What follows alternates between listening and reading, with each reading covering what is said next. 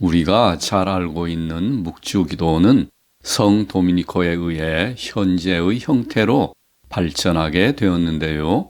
오늘은 그 내막에 대해 알아보기로 하겠습니다. 성 도미니코는 1170년 8월 8일 태어났는데요. 도미니코가 태어나기 오래전부터 경건한 수사들은 시편 150편 전체를 매일 낭송하는 기도 생활을 했습니다. 그때 그들은 기도의 수를 세는 수단으로 조그만 조약돌 150개를 모아 시편 한 구절을 낭송할 때마다 조약돌 하나를 항아리에 넣는 방법을 사용했습니다. 수도자들이 경건히 기도하는 모습을 본 일반 크리스찬들은 수도자들처럼 하기를 원했습니다. 하지만 그들은 시편을 알지 못했습니다. 당시에는 인쇄 기술이 아직 발달하지 않았기 때문에 성경도 모두 손으로 쓴 필사본이었으므로 일반인들은 시편을 소유하기가 매우 힘들었습니다.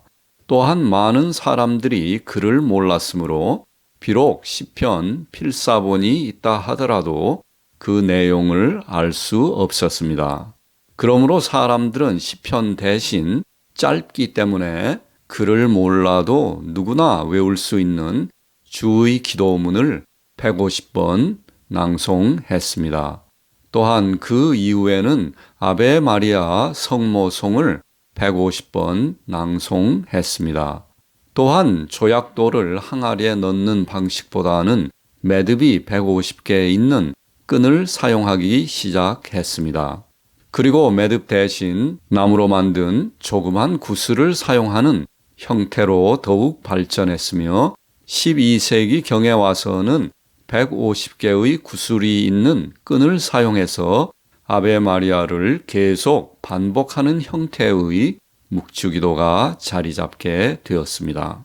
그러므로 묵주기도는 크리스천들이 기도로서 하느님에게 헌신하고자 하는 마음으로부터 자연스럽게 태동해서 발전한 것입니다. 그러다가 마침내 성모님께서 성 도미니코에게 나타나셔서 묵주기도의 구체적인 지침을 주심으로써 현재 형태의 묵주기도가 확립된 것인데요. 성모님은 150개의 구슬을 10개씩 그룹으로 나누었습니다. 10개의 구슬 사이에 큰 구슬 하나를 첨가해서 주님의 기도를 하게 했던 것입니다. 즉 작은 구슬은 아베 마리아, 큰 구슬은 주님의 기도, 이렇게 해서 아베 마리아 10번, 주님의 기도 1번, 이렇게 15번 하도록 한 것입니다. 성모님께서 성 도미니코에게 묵주 기도의 새로운 지침을 주셨던 당시 시대적 상황을 살펴보면 당시 프랑스 남부에는 이미 이단으로 단죄된 알비젠스 또는 카타르라고 불리는 잘못된 믿음이 많이 퍼져 있었습니다.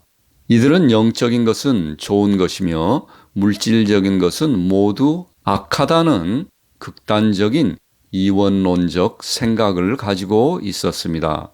예를 들어 결혼을 거룩한 것으로 보지 않고 악으로 본다거나 죽음에 이르기까지 극단적인 금식을 한다거나 모두 정통적인 교회의 가르침과는 거리가 멀었습니다. 그들의 믿음이 이단임이 분명함에도 불구하고 그들을 무찌르기가 무척 힘들었는데요. 이유는 그들의 가르침이 전체적으로는 크게 잘못되었지만 부분적인 진실을 내포하고 있으며 또한 그들의 검소한 삶이 많은 사람들에게 설득력이 있었기 때문입니다. 성 도미니코는 이단이 많이 퍼져 있는 프랑스의 남부 지역을 이 마을 저 마을 돌아다니면서 겸손과 가난과 선을 행하며 이단에 빠져 있는 사람들에게 정통 교리를 전파했습니다. 하지만 큰 결실이 없었고 그의 제자들마저도 일부가 그를 떠나갔습니다. 힘들고 지친 도미니코는 성모님에게 도움을 구했습니다. 그러던 어느 날 밤 성모님이 도미니코에게 나타나신 것입니다.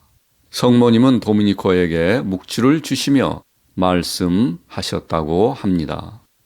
사람들이 예수님의 삶, 죽음, 영광을 묵상하고 아베 마리아를 기도하면서 예수님과 하나 되면 물리적인 힘이나 설득력 있는 설교로는 불가능한 그리스도의 적들을 물리칠 수 있을 것이다. 용기를 내어라. 너가 노력한 결실이 풍요로울 것이다. 너가 전파할 이 헌신은 나의 아들과 나에게 매우 소중한 것이다. 이것은 이단을 소멸하고 악을 극복하고 선을 펼치는 신성한 자비를 구하고 보호를 받는 가장 능력 있는 수단이다. 믿는 자들에게는 유리한 점이 많을 것이다. 그들이 나를 필요로 할 때 나는 항상 그들을 도울 것이다. 이것은 내가 너와 너의 영적 자녀들에게 주는 특별한 선물이다.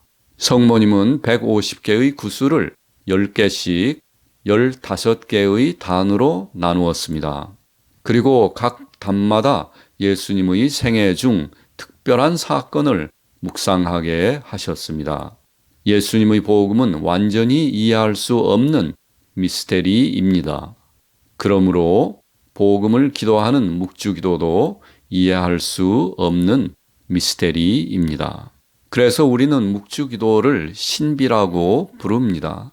예수님의 탄생을 기쁨으로 기도하는 환희의 신비, 예수님의 죽음을 슬픔으로 기도하는 고통의 신비, 그리고 예수님의 부활 승천을 찬미하는 영광의 신비가 성모님께서 성 도미니코에게 내려주신 묵주기도입니다.